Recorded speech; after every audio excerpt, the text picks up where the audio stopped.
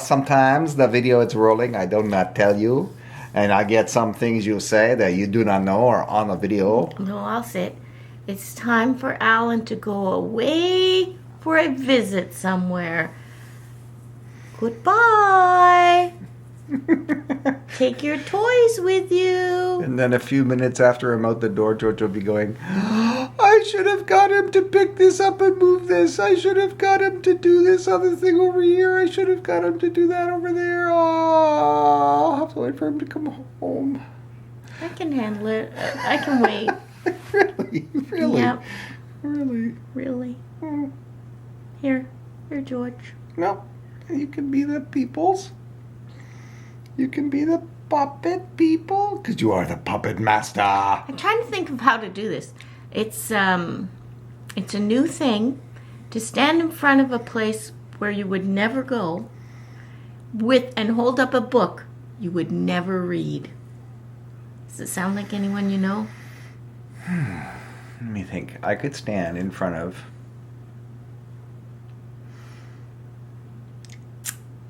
Scientology headquarters holding Dianetics upside down. What's Dianetics? I think it's the book that he wrote. It's their book. It's the a book of looniness. Yeah. I don't believe in Scientology. Although, I did have a close encounter. With a Scientologist. Yes, let me tell you. Met Tom Cruise? No. You met John Travolta? No. Shh. So I went to a new dentist because mine was in Orleans and I don't live out there anymore. Dentist? And she was offering free whitening. And so she made all the... He didn't have enough white privilege? I didn't. So she made all the molds and she filled a cavity or something.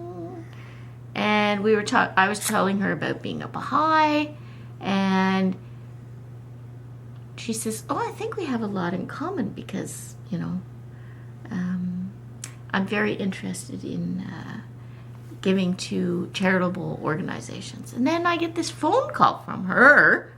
Never had a phone call from a dentist before. And she says, I was wondering if you'd like to go to a meeting tonight. You might really like it. It should be very interesting. And it talks about, giving, how we can give more to the community. And I said, where is it? And it was somewhere downtown in one of the hotels, I think, in one of their auditoriums. And I said, but what kind of a sign will be there so I'll know where it is I should be going? Oh, I'll come get you. I'll meet you in the lobby. But what is the meeting for? And she dodged that one. I said, but who is putting on the meeting? She said, well, I'm a Scientologist. Then I had to change dentists because I didn't know if she was going to drug me during a... She already installed something in you. You said you got a filling. Well, hey, that's your tracking chip, baby. Oh, no. That's really Everywhere weird. you go now, they're tracking me, too. So, perhaps you should ask your dentist what religion they are before they start any work on your teeth. You shouldn't just say dentists. I mean, doctors, Therapists. Chiropractor, Therapists.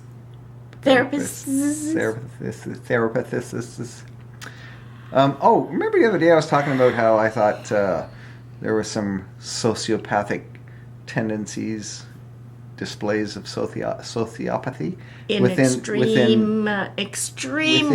within some Republican people who identified as Republican. Anyway, I saw another one today. Somebody posted one of those lists of things that Trump has lied about. And there's a very long list, I think. Yeah, well, it could be very long. 20, I guess it was the top 10 or something. Okay. Anyway, so somebody responded. Somebody I don't know. So it's on the friend's wall. My friend, has this post he shared, and then this other person comes back and he starts bashing Trudeau, as if you can compare Trudeau and Trump as equally bad people or something. So, and I'm scrolling down. I'm like, oh, there's this guy again and again and again, and he's making these, well, sort of sociopathic comments, like stuff that it's like he's either swallowed the Kool-Aid, drank the Trump Kool-Aid, or he's attempting to be funny by making all these really outrageous statements, but they're not funny. They're not, and he doesn't sound like he's trying to be funny. So it's just like, here's another example. Did you challenge him? Oh, I told him, I eventually wrote something and said, in my opinion, like I don't vote conservative and I don't vote liberal, but it's been my experience, my observation, that the people the liberals choose for a leader are much more a human being that I can relate to as compared to the sociopathic leaders the conservatives generally pick.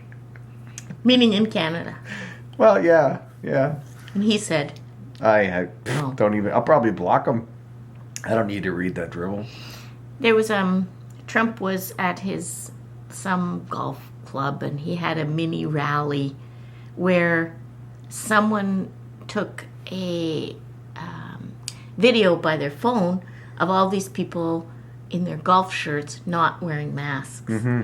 And then the owners of the golf club came in and gave everybody masks. Hurriedly gave them all masks.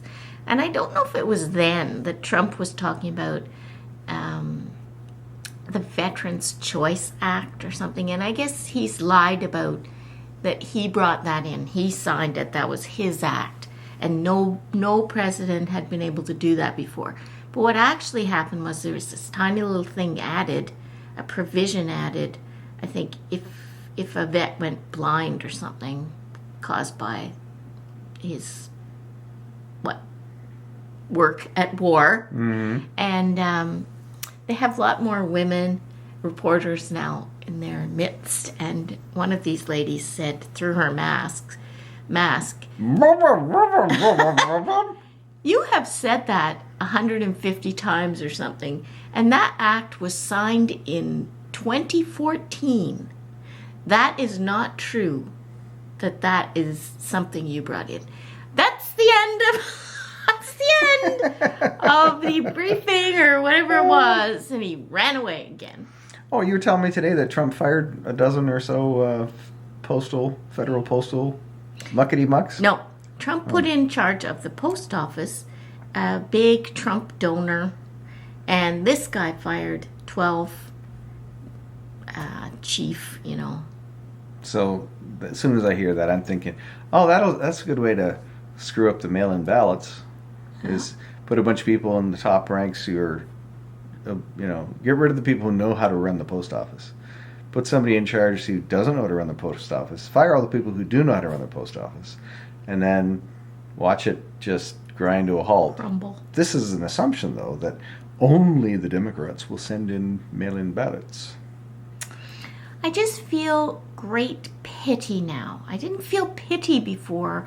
I felt outrage on behalf of the non-Trump supporters and ordinary people, ordinary Americans. I felt outraged for them, and I had to bear witness to this nut bar doing nut bar things. And now I just feel pity because it's so fucking broken. Well, actually, that was a thing I read in an article talking about the state of the nation, sort of. Oops. You said pity, right? Yeah. So, there. So I was reading an article, I think it was in Rolling Stone magazine, because it was, found it on the web, somebody shared it. And it was saying that we're in a new era for the United States. And of all the different feelings that people in other countries have had toward the United States, pity was never one of them until now. And they were describing changes in attitude around the world, like the way that people look at the U.S. right now, and COVID especially has really. I mean, there were some other things going on, but with COVID, it's like, really, the greatest country in the world couldn't get enough masks. The greatest country in the world couldn't get enough tests. The greatest country in the world wasn't able to bring this under control. I guess they're not the greatest country in the world anymore. And that's just kind of like, countries and people around the world are pitying the people in the U.S. And as a Canadian, we used to watch when the president would do his address to the nation. We used to watch that because their words had weight. Well, right? the U.S. used to be considered a world leader. Now, notice I already said used to be. In my mind, it's gone. It never even crosses my mind that the U.S. is a world leader. It's like, no, not at all. Like, leadership's a funny thing. Like, you could be... The U.S. could be still in many... I don't know. Respects. Yeah, in certain areas, a world leader. But I no longer... Like, some, world leader country? No. Like, you can't have somebody like Trump, who's a leader of a country, behaving the way he behaves, and then say, "Oh, that country's that country's lost its way." Lost its way. They aren't leading anybody anywhere. Like, I think right now that's what my impression, nationalism is, right? Yeah, my impression is everybody's kind of tolerating the U.S. right now, in the hopes that it'll get back to normal. Yeah, like there's certain products. Certain like physical goods you can get only from the U.S., let's say, or there's certain maybe like Canada's still shipping in a lot of vegetables and fruit and stuff from the U.S. And it's like, yeah, okay, well, we can just tolerate you. We'll buy your apples or oranges or whatever. Listen, Doug Ford, is that our premier, Doug? Yeah, I can never keep it straight. Ford, yeah. He's pretty feisty. We thought he was a Trump knockoff. Mm-hmm. But I don't think he is. So, why don't you think he is? Trump has decided to put a tariff on aluminum, Canadian aluminum. He did that a while ago. So he's done it again. Mm-hmm. And Friedland, who's the foreign affairs minister, mm-hmm. I think so. She's going to put exactly the same number of monetary value of tariffs against the Americans. Mm-hmm. Exactly the same amount. And Doug Ford says he's pleading for Canadian suppliers to put bigger notices on their products that say Made in Canada. Made in Canada or Made in Ontario. Mm-hmm. And something like he's going to sell them the stickers because Trump better watch his business sells the stickers. Does he? Yeah. Does he really? The label guys. Fords were the label guys. Yeah. Yeah. That's okay. I don't mind that. I agree with that. Anyway, he said Trump better, and he says in the middle of a pandemic, yeah. Trump better watch his step or something. Some people think, Trump fighting back with NAFTA. I mean, whoever, a foreign country deal, both countries always think they got a good deal or they wouldn't make the deal, right? Yeah.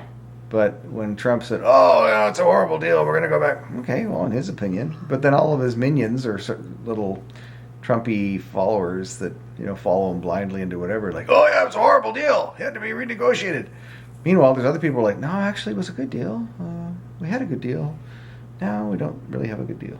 But it was renegotiated. So yeah. Why new tariffs then? If it's so perfect that he brought it in and it's perfect. Yeah, if it was perfect, yeah, why would you do that? So there's just... I find myself withdrawing from the larger interactions with society as a whole because to me, again and again, it's like, it's obvious what's going on right there. It's obvious. And people are not interacting with what is obvious. So when Trump does something dumb and there's people who are saying, no, that was great. It's like, okay, so it was obvious to most of us that was dumb.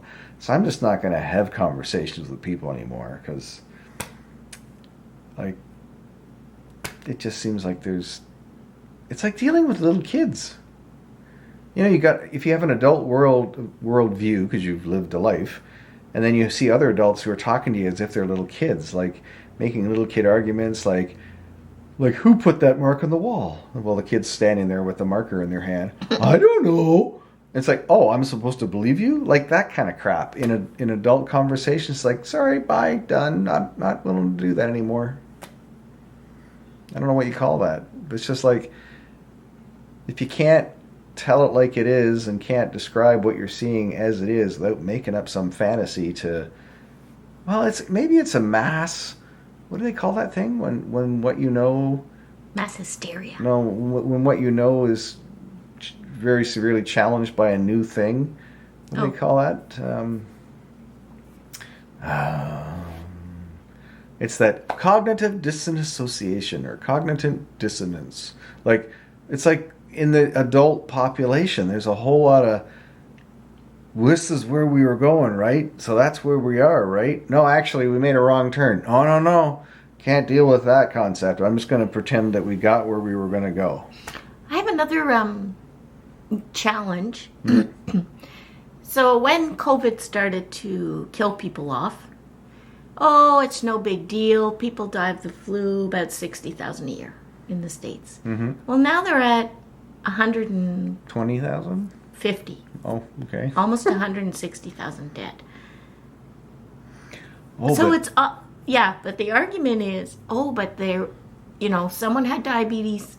They were in a car accident, died, and they were killed in a car accident, but they had COVID, so they're marked as a COVID death. Yes. Yeah, I've so seen it's that. all marked wrong. I've but seen don't that. you think in those 60,000 flu cases, perhaps someone was killed in a car accident and had the flu? Perhaps was marked wrong. Or maybe they got in the car accident because they had the flu. So I don't think you can accept statistics when they're in your favor and then discount statistics when they're not. Well, that's the whole cognitive dissonance. This is how I want it to be. I don't care what else is around me as far as evidence. That's how I want it to be. Maybe that's not cognitive dissonance. Maybe that's something else. Anyway. Sad. It's very sad. I just... I'm going to be George with my dinosaur friend. Sadness, Joy. sadness, sadness, sadness, sadness. That's not a song. Sadness, sadness, sadness, sadness, sadness. Okay, that's good enough. That's good.